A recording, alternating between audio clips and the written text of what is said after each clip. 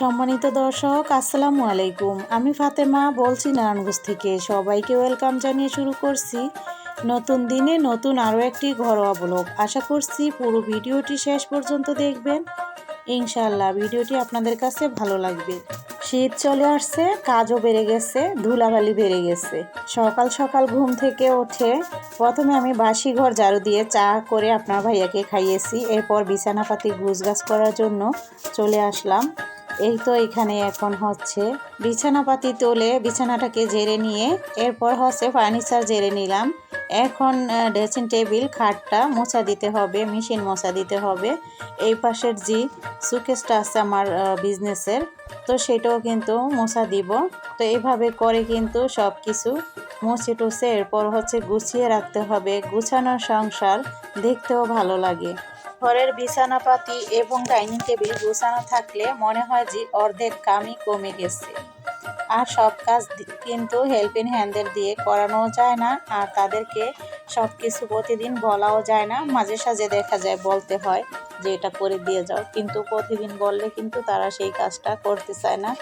আসলে শীতের দিন তাদেরও অন্য বাসায় কাজ থাকে, তো এই জন্য অন্য কাজ না করিয়ে সেদিন কিন্তু ওদের দিয়ে ফার্নিচারগুলো মুছতে হয়। আর সব ঘরের ফার্নিচার মোছা মাছি এগুলো কিন্তু আপনাদের সাথে সবটা শেয়ার করা হয় না, ভিডিও বড় হয়ে যায়। তো রান্নার ফাঁকে ফাঁকে আমরা নিজেরাই কিন্তু এই কাজগুলো করে নিই। যদিও অল্প দেখানো হয়, কিন্তু আমরা নিজেরা কিন্তু সময় নিয়ে বেশি করে করি, কারণ এতটা দ্রুত আর এত অল্প সময় কিন্তু সব কিছু করা সম্ভব না। আমরা যেই মোছামাছি করতে দেখা যায় 1 ঘন্টা সময় লেগে যায়, তো সেখানে তো আমাদের পুরো ভিডিওটাই থাকে 8 মিনিট 10 মিনিটের, তাহলে কিভাবে সম্ভব? এই জন্য আমরা একটু একটু করে কিন্তু ভিডিওটা আপনাদের মাঝে তুলে ধরি। যারা আমাদের এই সব ঘর গুছানো সব কিছু ভিডিও দেখেন তাদের কাছেই ভালো লাগে। আসলে সবাই কিন্তু এই কাজগুলো পারে, তবুও কিন্তু আমার অনেক আপু ভাইয়ারা আমাদের এই কাজগুলো দেখেন, সুন্দর সুন্দর কমেন্ট করেন। আপনাদের সুন্দর কমেন্ট যখন পড়ি অনেক ভালো লাগে। তো এখন চলে আসলাম ছেলের রুমে। ছেলে তো কলেজে চলে গেছে, তো এখন হচ্ছে ওর বিছানাটাকে চেঞ্জ করে দিব, পর্দাগুলোও চেঞ্জ করে অন্য যে চাদর সেগুলো বিছিয়ে নিতে হবে। ময়লা হয়ে গেছে, কেনার পর কিন্তু একদিনও ধুয়ে নেই। তো কম্পিউটারটা হচ্ছে ধোবো না, সেটা থাকুক, অথচ বিছানার চাদর তারপর হচ্ছে পর্দাগুলো ধুতে হবে। তো কভারগুলো খুলে নিলাম, এখন হচ্ছে পর্দাগুলো নামিয়ে নিচ্ছি।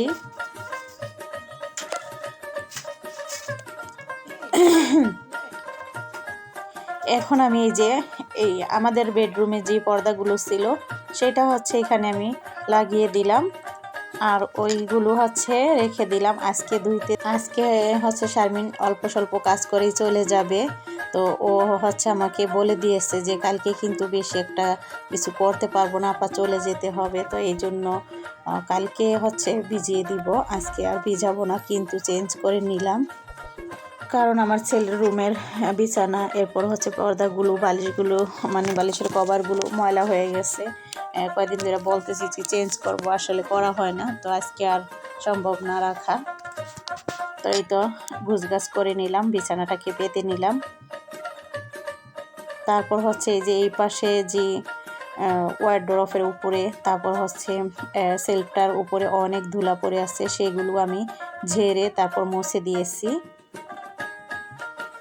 এখন আমি ওই গাছটাতে আবার পানি দিব। তো এখানের যে কম্পিউটার তারপর হচ্ছে টেবিল বই খাতা এলোমেলো আছে, সেগুলো কিন্তু মুছে গুছগাছ করে দিব। ছেলেটা সারাদিনই কিন্তু অগোছালো করে রাখে, তো যখনই ওর রুমে আসি তখনই আমি গুছাতে থাকি। যখন যেটা পড়বে সেটা সেখানেই রেখে দিবে। তো এভাবে করে হচ্ছে ওর সব সময় এই অভ্যেসটা, সব সময় এই কাজগুলো করে থাকে, কিছুই করার নেই।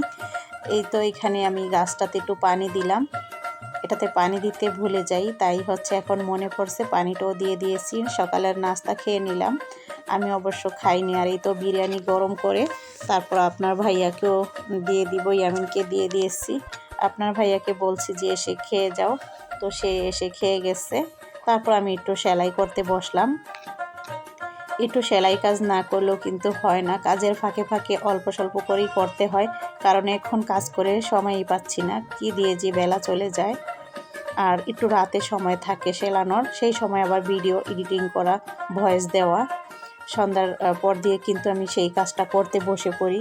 তারপর হচ্ছে নামাজ পড়ে সময় পাইলে হচ্ছে সেলাইটা করা যায়। এমনিতে অনেক ঠান্ডা লেগে আসছে, গলার ভয়েসটা একদমই বাজে শোনা যাচ্ছে, আপনারা কিছু মনে করবেন না, সব ভালো মন্দ নিয়েই কিন্তু আমাদের এই ভিডিও দিতে হয়।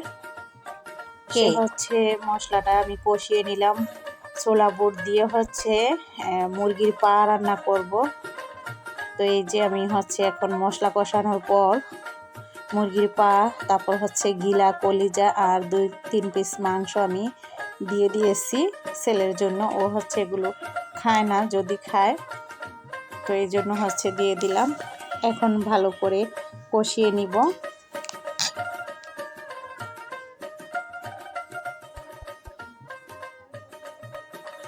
তো অফ ক্যামেরায় কিন্তু আমরা অনেক কাজই করি, যেমন কোটাকাটি, বাছাবাছি, সবটা তো আর সম্ভব না। তো এইভাবে করে সারাদিন কিন্তু কাজ নিয়ে ব্যস্ত, রান্না বান্না, খাওয়া দাওয়া। তো এই তো ছোলা বুটটা কিন্তু দিয়ে দিলাম, দিয়ে হচ্ছে এখন ভালো করে কষিয়ে নিব। ভালো মতো কষানো হইলেই পানিটা দিতে হবে, নয়তো কিন্তু বুটের একটা গন্ধ আসবে, কাঁচা গন্ধ। তো এই জন্য কষানোর সময় ভালো মতো কষিয়ে নিতে হবে, তারপর পানিটা দিতে হবে। পানিটা একটু বেশি পরিমাণে না দিলে কিন্তু ফুটবে না। আর এখানে আমি কাঁচা মূলা কুচিয়ে তারপর হচ্ছে মথে নেওয়া হয়েছে লবণ দিয়ে, ভালো করে বেশ কয়েকবার ধুয়ে এরকম আটার ধলার মতো করে নেওয়া হলো। তারপর তো পেঁয়াজ, মরিচ, ধনিয়া পাতা, সরিষার তেল, লবণ দিয়ে ডলে এই ভর্তাটা তৈরি করলাম। এভাবে কাঁচা মূলার ভর্তা খেলে কিন্তু অনেক স্বাস্থ্যের জন্য ভালো, খেতেও ভালো লাগে। মূলার যে একটা কাঁচা গন্ধ থাকে সেটা কিন্তু করে না। যারা কাঁচা মূলার ভর্তা খান না, একবার ট্রাই করে দেখবেন, অনেক ভালো লাগবে। তো এখানে সিম ভর্তা, বাগার দিয়ে যেটাকে বলে, তো সেটা করেছি, মূলার ভর্তা আর হচ্ছে মোরগের গিলা, কলিজা, পা দিয়ে হচ্ছে ছোলা বুট রান্না করলাম।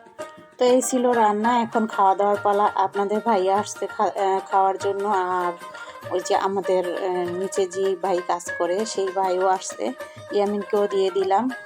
খাওয়া দাওয়া আমরা সবাই শেষ করে নিয়েছি, এখন থালা বাটি ধোয়ার পালা। তো এই যে খাওয়া দাওয়া শেষ করে প্রতিদিনই কিন্তু এই কাজগুলো করতে হয়। তো এইভাবে এখন মেজে নিলাম, তারপর ধুয়ে নিব। তো এতক্ষণ ধৈর্য ধরে যারা আমার সঙ্গে পুরো ভিডিওটা দেখলেন তাদেরকে অসংখ্য ধন্যবাদ। যারা এখনও আমার চ্যানেলটিকে সাবস্ক্রাইব করেনি, প্লিজ আমার চ্যানেলটিকে সাবস্ক্রাইব করে দিবেন। আর যারা অলরেডি করে দিয়েছেন তাদেরকে অসংখ্য অসংখ্য ধন্যবাদ। আবারও দেখা হবে নতুন কোনো ভিডিও নিয়ে। আল্লাহ হাফেজ।